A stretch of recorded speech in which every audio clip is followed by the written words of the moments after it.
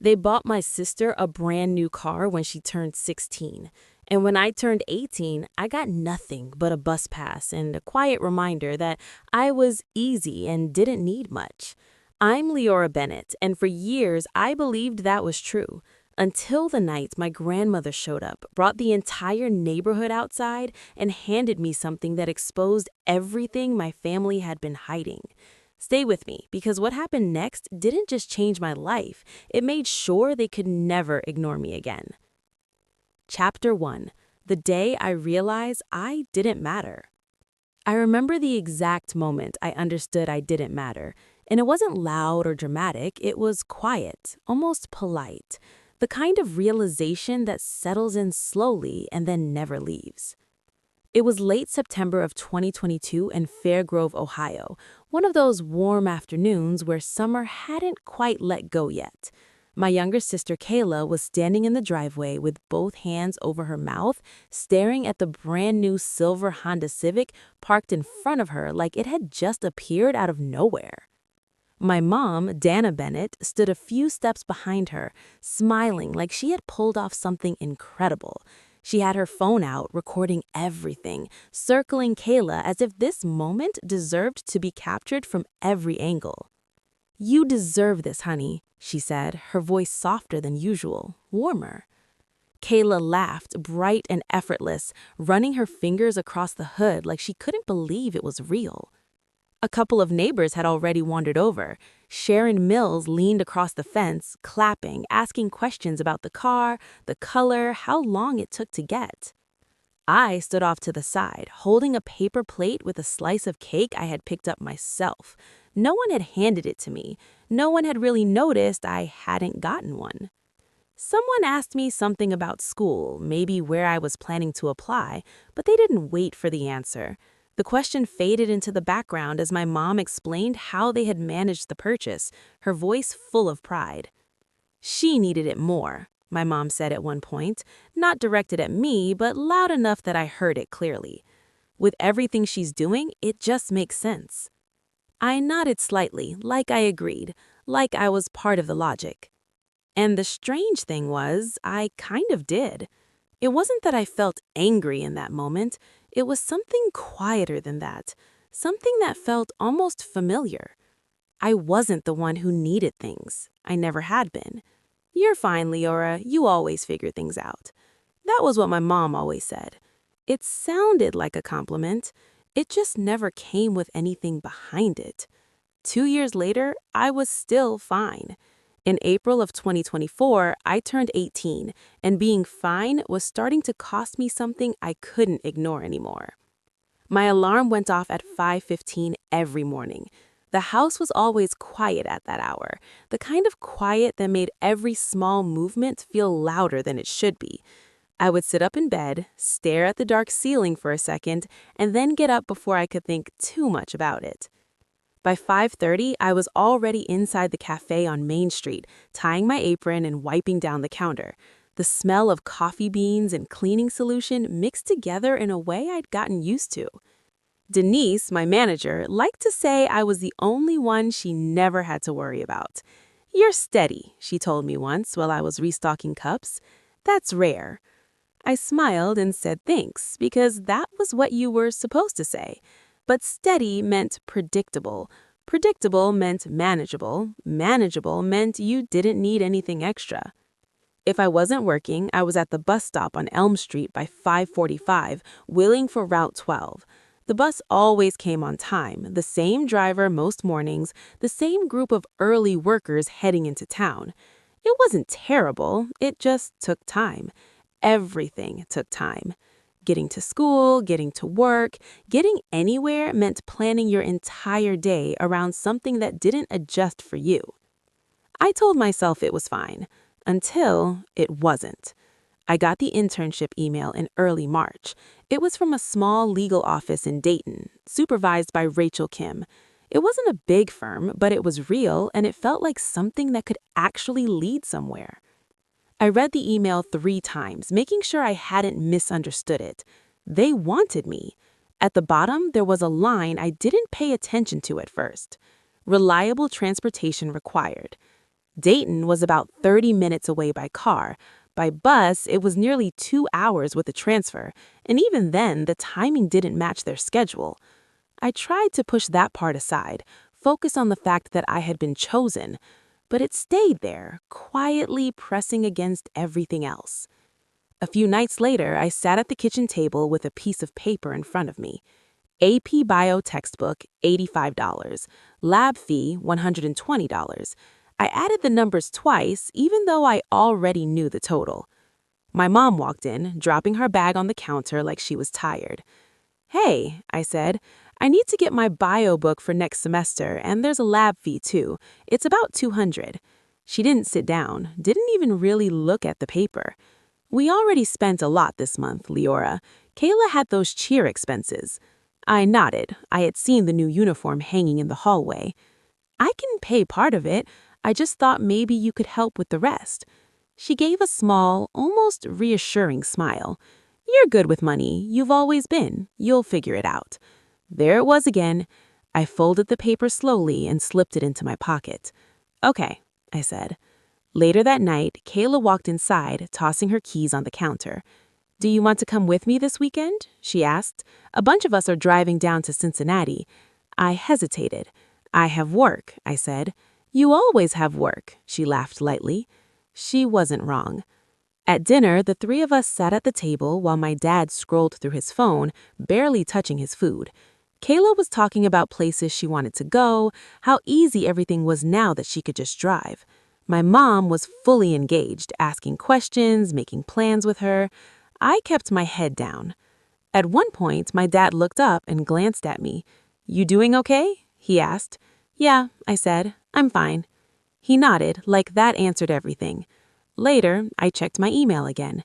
There was a new message from Rachel Kim. "Just checking in. We'll need confirmation that you can reliably commute before we finalize your position. Let me know within the next 2 weeks." 2 weeks. 14 days to fix something I had spent years pretending wasn't a problem. I stared at the screen for a long time. From the living room, I could hear the TV. My mom laughing, Kayla talking over it. It sounded normal. I reached into my wallet and pulled out my bus pass. The edges were worn, the print slightly faded. For the first time, it didn't feel like something I had adapted to. It felt like something that had been quietly holding me back. I sat there, the email still open, the deadline already counting down. I had always been fine, but now being fine was starting to cost me something I couldn't afford to lose. Chapter 2. The Things You Don't Say Out Loud. The next morning, I started looking at cars I knew I couldn't afford. I sat in the corner of the cafe during my break, scrolling through listings on my phone while my coffee went cold in front of me. Most of them were older than I was comfortable with.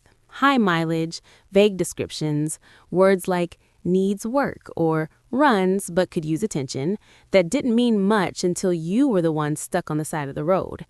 I did the math anyway. $3,800 in savings. That was everything I had from 2 years of early mornings, late shifts, skipped lunches, and saying no to anything that wasn't necessary. Even the cheapest options came with problems I couldn't risk. Repairs, insurance, registration, things that added up fast. It wasn't just about buying a car. It was about maintaining it, trusting it, depending on it. I locked my phone and leaned back in my chair, staring at the wall like it might give me a different answer if I waited long enough. Denise walked by and paused when she saw me sitting there longer than usual. "You good, Liora?" she asked. "Yeah," I said automatically. She didn't move right away. She crossed her arms slightly, steadying my face in a way that made it harder to brush it off. "You've been picking up extra shifts," she said, "more than usual." I shrugged. "Just trying to save up." "For something specific?" "A car," I admitted. She nodded slowly, like she already knew that was the answer. "Makes sense," she said. "You deserve something that actually makes your life easier." I smiled a little at that, even though it felt like a statement I didn't quite believe yet. "Yeah," I said. "I'm working on it." She taps the counter lightly before heading back toward the register. "Let me know if you need anything," she added. I watched her go, not sure what anything could possibly mean in this situation. Later that afternoon, I took the bus home and walked the last block to our house, the same route I had memorized years ago. The driveway was empty, except for Kayla's car, parked slightly crooked like she had pulled in too fast and didn't bother fixing it. I stepped inside, dropping my bag by the door. Mom was in the kitchen, scrolling through her phone while something cooked on the stove. "Hey," she said without looking up. "Hey." I hesitated for a second, then reached into my bag and pulled out my notebook, flipping it open to the page where I had written down the numbers again. "I've been looking at used cars," I said, keeping my voice steady. "I found a couple that might work if I can get close to the price." She glanced up this time, but only briefly. "Used cars are risky, Liora," she said. "You don't want to waste your money on something unreliable." I almost laughed at that. "I don't really have another option," I said. She stirred whatever was in the pan, focused on that instead of me. "You're good at figuring things out," she said again. "You always have been." I closed the notebook slowly. "Right," I said.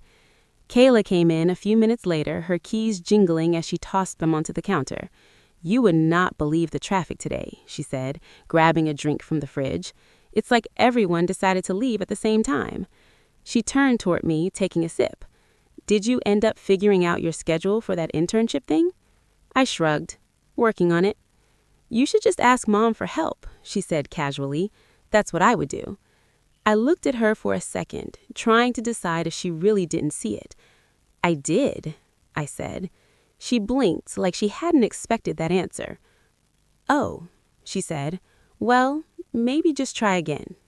I nodded slightly, even though we both knew I wouldn't. Dinner was quiet again that night. Not tense, not exactly, just the kind of quiet that comes from everyone staying in their own lane. Halfway through, my dad reached into his pocket and set a folded bill next to my plate. "For gas," he said. I stared at it for a second before looking up at him. "I don't have a car," I said gently. He froze for a split second, then cleared his throat. "Right," he said. "I just thought it might help." I picked up the bill anyway, smoothing it out between my fingers. "Thanks," I said. He nodded and went back to his food, but something about the way he avoided looking at me made it clear he had noticed the same thing I had. Later that night, I sat on my bed with my laptop open, the internship email staring back at me again. I clicked into a reply, my fingers hovering over the keyboard. "Thank you for considering me," I began, then stopped. I deleted the sentence and started over. "I regret to inform you," I typed, then paused again. It felt wrong, but it also felt like the only realistic option. My phone buzzed suddenly, breaking the silence. Grandma Nell. I answered after the second ring. "Hey," I said. Her voice was calm, steady, the same way it always was. "How are you holding up?" she asked. I let out a small breath. "I'm okay," I said. There was a brief pause on the other end. "That's not what I asked," she said. I smiled a little despite myself. "I'm trying to figure things out," I admitted. "Good," she said. "That means you haven't given up yet." I leaned back against the wall and stared at the ceiling. "I don't know if I can make this work," I said quietly. "You don't need to know yet," she replied. "You just need to wait." "Wait for what?" 2 weeks, she said. "That's all I'm asking." I sat up slightly. 2 weeks is exactly how long I have, I said. "I know," she replied. Something about the way she said it made me pause. "You sound like you already have a plan," I said. There was a small shift in her tone, almost like a smile I couldn't see. "I've had a plan for a while," she said. "I just needed the timing to be right." I frowned slightly. What does that mean? It means you don't send that email tonight or tomorrow. You give it 2 weeks. I glanced back at my laptop, the half-written message still sitting there. "I don't understand," I said. "You don't need to yet," she replied. "Just trust me." I hesitated. "Okay," I said finally. "Good," she said. "I'll talk to you soon." She hung up before I could ask anything else. I sat there for a long time, staring at my phone, replaying the conversation in my head. She sounded certain, not hopeful, not unsure, certain. which didn't make any sense. The next morning, I checked my email again before leaving for work. There was another message from Rachel Kim. Following up again, it read, "We have other candidates waiting. If you can't confirm your availability soon, we may need to move forward with someone else." My chest tightened slightly as I read that. That was it. The line was right there. I closed my eyes for a second, then opened them again, reading the message one more time like it might say something different. It didn't. I started typing again, faster this time, like if I didn't hesitate, I wouldn't second guess it. "Thank you for considering me," I wrote. My fingers stopped just above the keys. 2 weeks.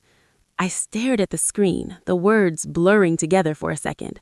I could feel the weight of it, the risk of doing nothing, the possibility that waiting would cost me everything. I hovered over the send button. Then I thought about the way my grandma had said it. Not hopeful, certain. I slowly deleted the message, one word at a time, until the screen was blank again. I closed the laptop and sat there in the quiet of my room, the decision settling in. For the first time, I wasn't trying to fix the problem on my own. I was choosing to wait. And I had no idea if that was going to save everything or make me lose it. Chapter 3. The Plan I Wasn't Supposed to See. The next day felt heavier than it should have, like time had slowed down just enough to make every decision sit longer in my chest. I went through my usual routine, work, bus, school, but everything felt slightly off, like I was waiting for something that hadn't happened yet. By the afternoon, I found myself standing in front of my Grandma Nell's house without really planning to be there. It was a small place just outside the main part of Fairgrove, older but well-kept, the kind of house that looked like it had stories built into the walls. The driveway was empty except for her old sedan, and the front porch had the same wooden chair she always sat in during the evenings. I knocked once and pushed the door open when I heard her call from inside. "Come in." She was sitting at the dining table, glasses low on her nose, writing in a thick notebook that looked older than anything else in the room. She didn't look surprised to see me. "I figured you'd show up," she said, not even looking up right away. I stepped inside, closing the door behind me. "What are you doing?" I asked. She turned a page slowly, then tapped the pen against the paper. "Keeping track of things," she said. I moved closer, glancing down at the notebook. It wasn't just random notes. It was organized. Dates, numbers, short lines written neatly in columns. I didn't recognize everything, but I caught enough to know it wasn't casual. "You've been busy," I said. She looked up then, finally meeting my eyes. "I don't like wasting time," she replied. I pulled out a chair and sat across from her, leaning forward slightly. "You said to wait," I said. "I'm waiting, but I don't understand what I'm waiting for." She studied me for a second, like she was deciding how much to say. "Do you know what changes when you turn 18? She asked. I shrugged. "I can vote," I said. "I can sign things without permission." She nodded once. "You can own things," she said, "legally, completely, without anyone else having a say." I felt something shift in the way she said it. "I know that," I said slowly. "No, you know it as a concept, not as something that actually matters." She closed the notebook and rested her hands on top of it. "When something is yours on paper, it doesn't matter who thinks they should have a say. They don't." I sat there quietly, trying to connect what she was saying to anything that made sense. "What does that have to do with me?" I asked. She tilted her head slightly. "Everything," she said. I frowned. "You still haven't told me what you're doing." She smiled faintly, not in a way that felt dismissive, but like she was already a few steps ahead of where I was. "Saying things doesn't change people. Showing them does." I let out a small breath. "You're being vague on purpose." "Yes," she said calmly. That made me laugh a little, even though I was frustrated. "That's not helpful." "It's not supposed to be. Not yet." I leaned back in my chair, crossing my arms.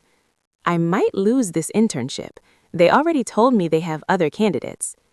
I know, she said. I blinked. You know? She nodded. Yes, I read the email you showed me last week.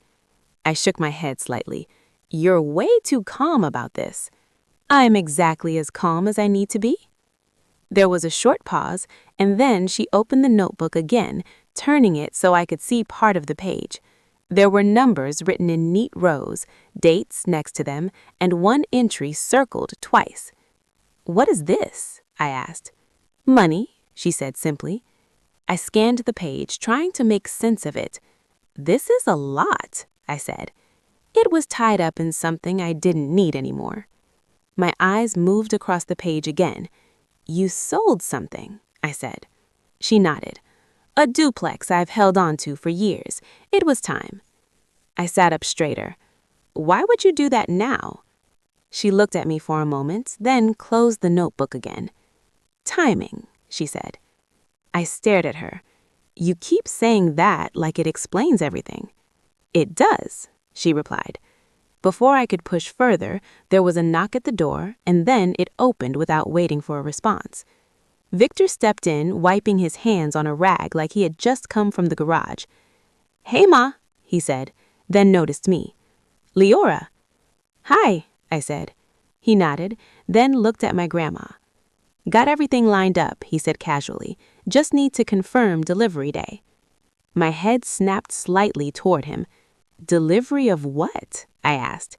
He paused a half second, glancing at my grandma. Nothing you need to worry about yet. I narrowed my eyes. That's not an answer. He shrugged lightly. You'll see soon enough. My grandma gave him a look, not sharp, but enough that he stopped talking. Wednesday works, she said to him. He nodded. All right, he said. I'll make sure it's set. He left as quickly as he came, the door closing behind him with a soft click. I turned back to my grandma. You're planning something, I said. She didn't deny it. I've been planning something for a while. How long? She thought about it for a second. Long enough to make sure it's done right. I let out a slow breath. And you're not going to tell me? She shook her head slightly. Not yet. There was a silence between us, but it wasn't uncomfortable. It was just full of things I didn't know. On my way home, I kept replaying everything in my head. The notebook, the money, Victor talking about delivery, Wednesday. It all felt like pieces of something bigger, but I couldn't see the full picture yet. When I walked into the house, Kayla was already there, sitting on the couch with her phone. She looked up when I came in. Where were you? She asked. At Grandma's, I said, setting my bag down. She tilted her head slightly. You've been going there a lot lately. I shrugged. I think she likes company. Kayla watched me for a second longer than usual. You've been acting weird. I gave a small smile. I think that's just called being stressed. She didn't smile back. Why didn't you ever tell me it was this bad? I froze for a second. What do you mean? She sat up, setting her phone aside. The car, the bus, the money. I didn't realize you were dealing with all that. I looked at her, trying to find the right words. Because you never had to think about it, I said quietly. She blinked like the sentence landed somewhere she hadn't expected. I would have helped, she said. I shook my head slightly. That's not how it works. She opened her mouth like she was going to argue, then closed it again. Neither of us said anything after that. That night, I checked my email again. Another message from Rachel Kim. Final follow-up, it read. Please confirm your availability within the next 3 days. 3 days.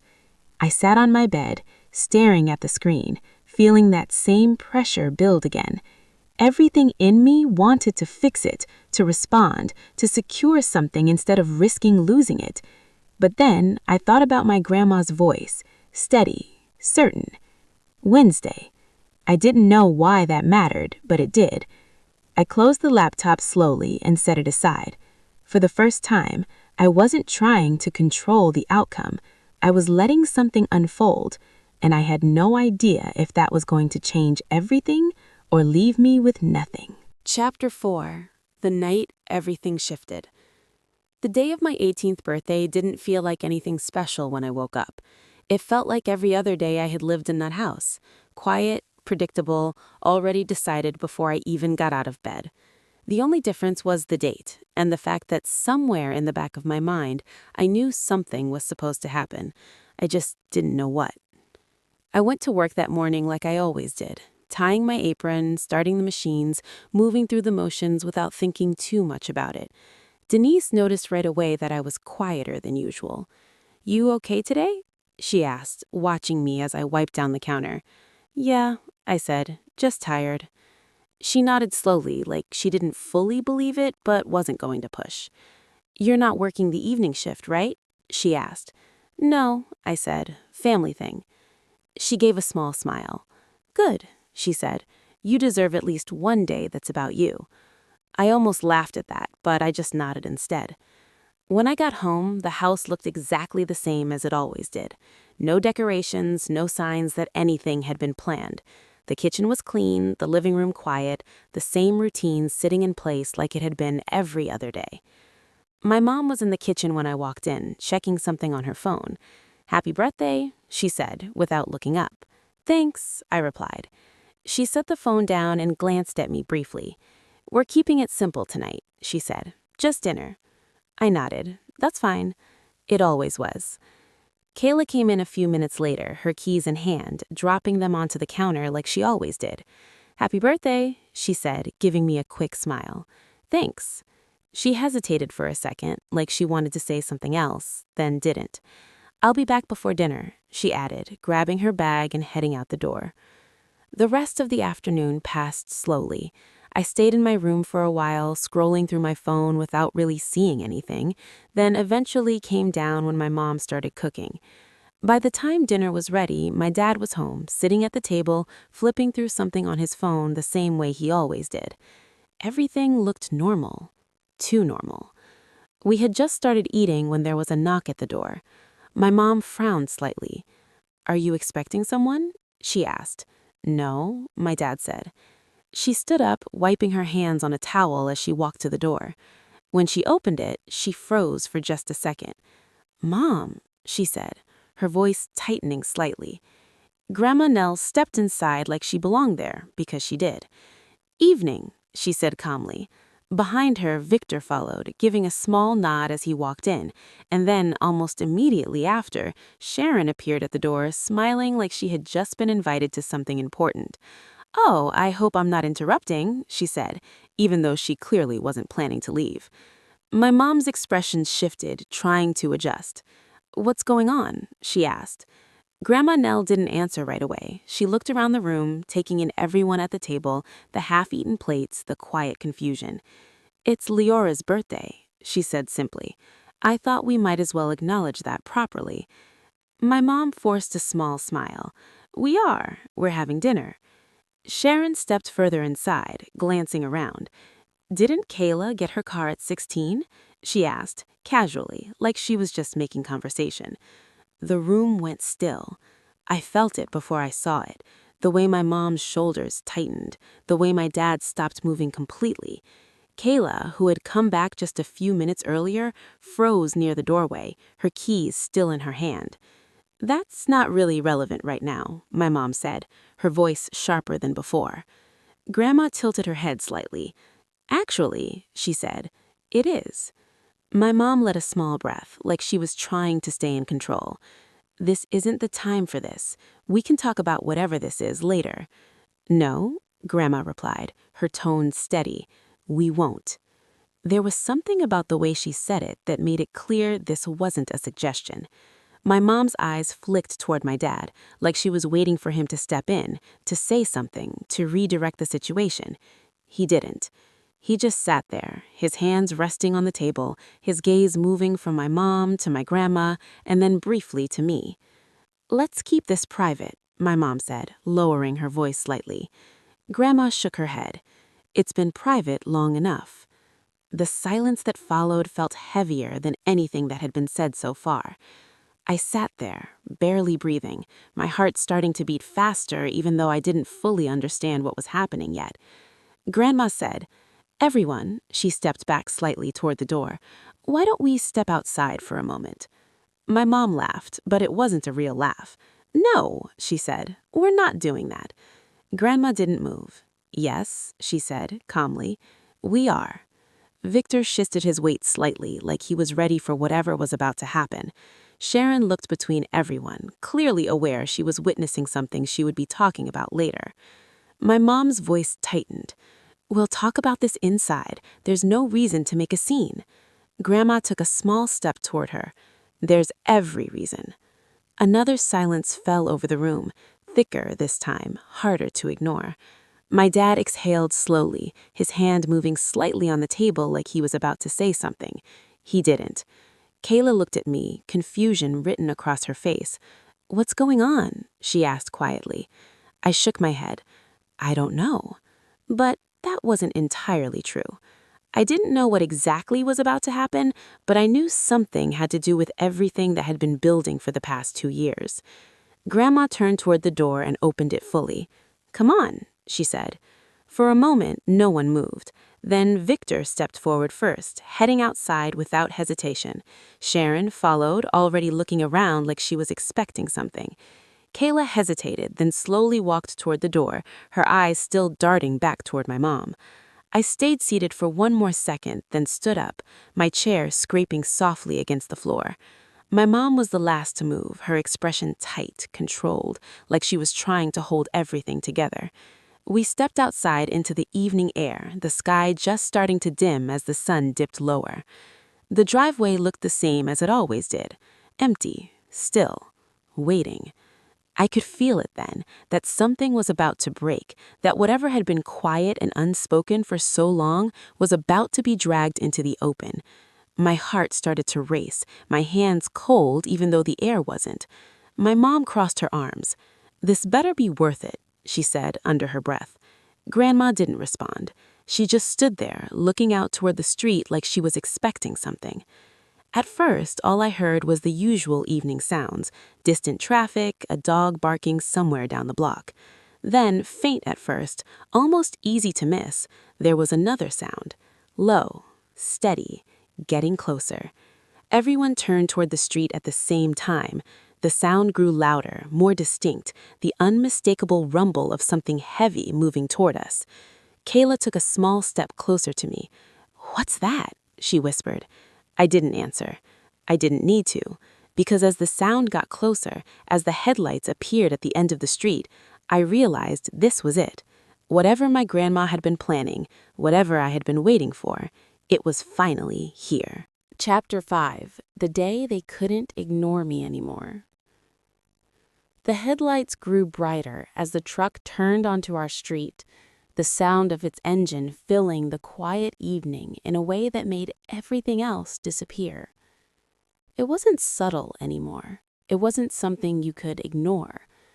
The truck slowed as it approached our house, the long metal frame behind it carrying something covered just enough to hide the details, but not enough to hide what it was: a vehicle. My chest tightened as it pulled to a stop right in front of our driveway.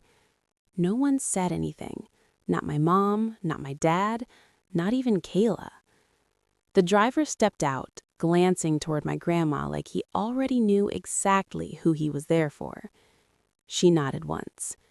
He moved to the back of the truck, releasing the straps, lowering the ramp with a loud metallic sound that echoed through the street. The moment stretched, longer than it should have, like time was holding its breath. And then the vehicle rolled down. A dark gray Toyota 4Runner, clean, solid, new in a way that didn't need to be announced. It settled onto the driveway with a quiet finality. For a second, no one reacted. Then I heard it, the faint sound of something hitting the ground. I turned my head slightly.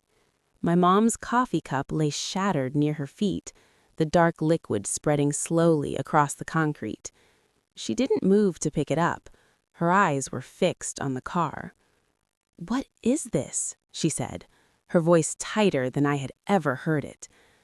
Grandma stepped forward, calm as ever, reaching into her bag.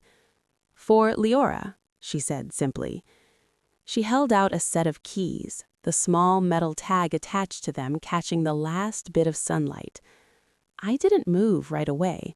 I just stood there, staring at it, trying to process what I was seeing. "For me?" I asked quietly. She looked at me, her expression steady. "You were always worth it," she said. Something in my chest shifted, sharp and unfamiliar. My mom stepped forward suddenly. "You can't just do this," she said, her voice rising. "This is not your decision to make." Grandma didn't even look at her. "It's not yours either," she replied. My mom shook her head, her hands slightly trembling. "She lives in my house," she said. "You don't get to make decisions like this without talking to me first." Grandma turned her gaze toward her then, calm but firm. "She's 18.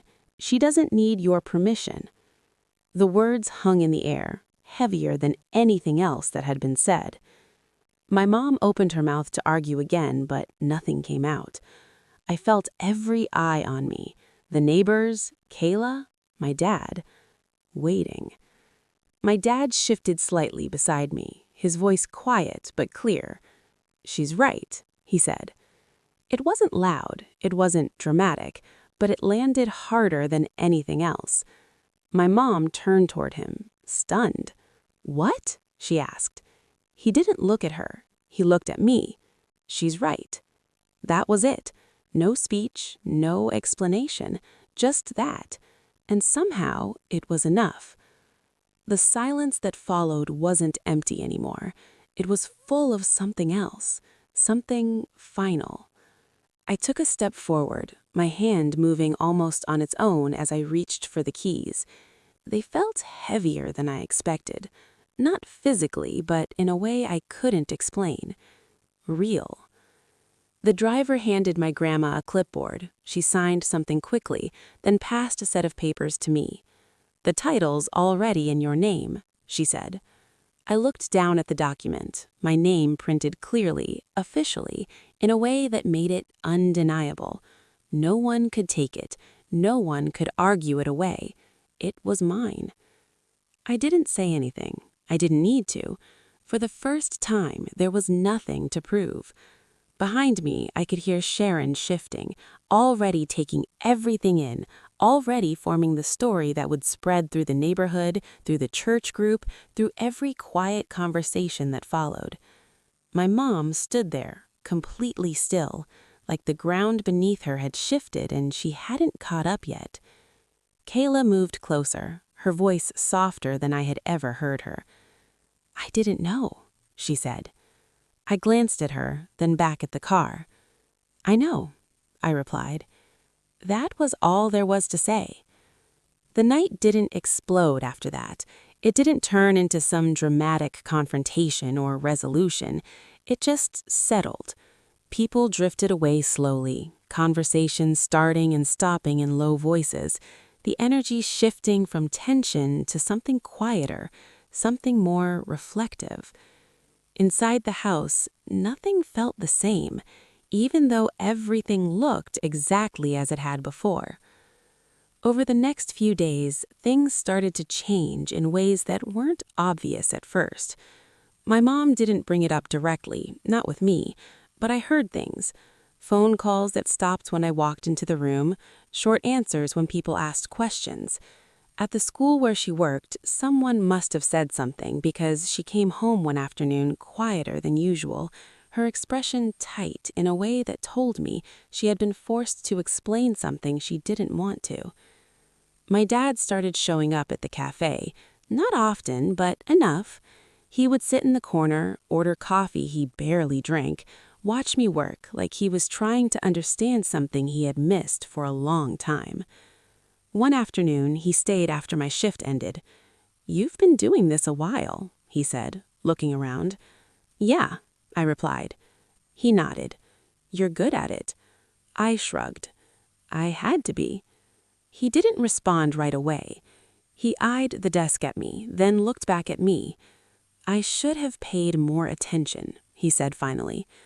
I didn't answer. I wasn't ready to unpack that yet. Kayla changed in quieter ways. One morning, she asked if she could ride the bus with me. "Just once," she said. We stood at the stop together, the early air colder than she expected. By the time we got off, she looked exhausted. "How do you do this every day?" she asked. "I got used to it," I said. She shook her head slowly. "I don't think I really ever thought about it." "I know," I said. And for the first time, it didn't sound like an accusation. It just sounded like the truth. My grandma came by a few days later, sitting at the same table where everything had started. "You did exactly what you needed to do," she said. "I didn't do anything," I replied. She smiled slightly. "You waited," she said. "That's harder than it looks." I thought about that for a moment, about all the times I had told myself I was fine, about everything I had worked around, adjusted to, accepted, and how none of it had actually changed anything. Not now. The internship started the following week. I drove there on my own, the early morning light stretching across the road as I pulled into the parking lot. Rachel Kim looked up when I walked in, her expression shifting slightly. "You made it work," she said. I nodded. "Yeah, I did. But the truth was, I hadn't. Not alone." That night, after everything had quieted down again, I sat in my room with the small stack of things I carried with me every day. My wallet, my keys, and my old bus pass. The edges were still worn, the prints still faded. I turned it over in my fingers for a moment, then placed it in the back of my drawer. Not because I wanted to forget it, but because I didn't need it anymore. The car didn't change who I was. It didn't fix everything, but it proved something I never had been able to prove before. I was never the problem. And if you've ever felt like the one who gets overlooked, the one who's expected to just be fine, maybe you understand that kind of moment. Because sometimes the biggest change isn't what you get, it's what finally gets seen.